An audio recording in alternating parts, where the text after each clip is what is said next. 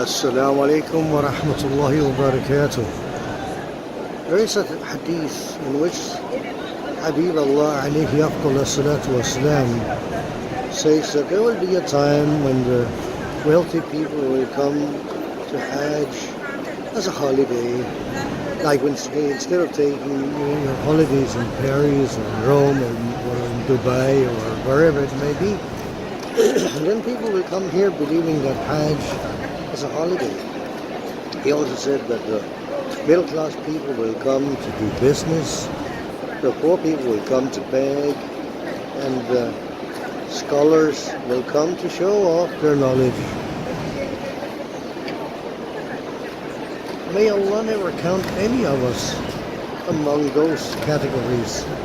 We have been blessed to be here in this holy place, in the house of Allah, performing our Hajj and living, after we've finished the hardship, in luxury hotels with all the goods and comfort we can possibly imagine. And still we can find reason to complain.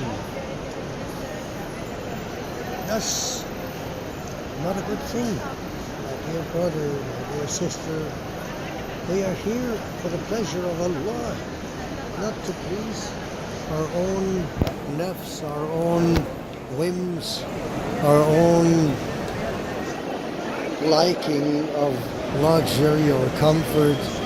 When the Prophet ﷺ and his followers came here, there was no luxury, there were no big hotels, there was no cold water, there was no air condition. They were doing Hajj in an extremely hard way compared to what we are doing today. And I know we can all fall into this trap of wanting it to be better. May Allah protect us, and may He make us grateful for whatever we have, and understand the fact that when He has invited us to His house, it's also because He wants to test us in different ways.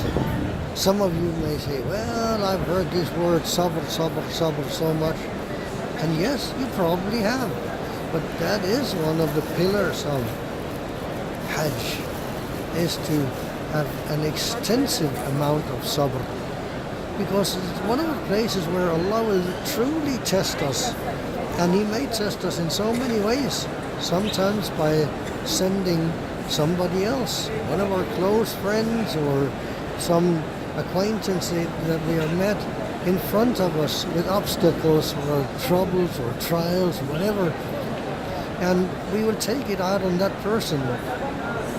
Well, it can be that that person is somehow neglecting his own responsibility in front of another pilgrim. But basically, whatever comes to us in this place is part of what Allah has decreed for us. It's part of our qadr. And we should show that we have this patience to bear with it. You may say, yeah, well, I've worked hard to get here. I've saved money for years and years. And yes, that's true. You have. And may Allah bless you for doing that. And Allah has finally opened His door for you. But who gave you the ability to work? Who gave you the conditions under which you work? Who gave you the brain to do your job? Who gave you the hands and the feet? And who opened this door for you to get here? Who gave you the health to bear with it all? It's all from Allah. And we should never forget that no matter what comes in front of us, you don't want to waste this golden opportunity that Allah has put in front of you by bickering or nagging or bearing grudge against another, whatever. I mean, this is a beautiful and fantastic travel, and most of all, it's certainly not a holiday. It's certainly not a holiday. I sure hope that we will all understand that to the core of our hearts, and that we will get out of here, get back to our homes with much more than a couple of good snapshots and a few glimpses of memory and a bag full of presents for our beloved and near and dear ones. but that we actually come back with what is the most beneficial you can possibly get from here, which is an enrichment of your heart, of your spirit, and come back purified and clean and ready to start afresh. And let me just, for the sake of it, say that I'm certainly speaking very much to myself, and if anybody else can also learn from this, as I should be able to learn from every visit Allah has blessed me with in this wonderful place, then alhamdulillah, whatever good will be in it is from Allah.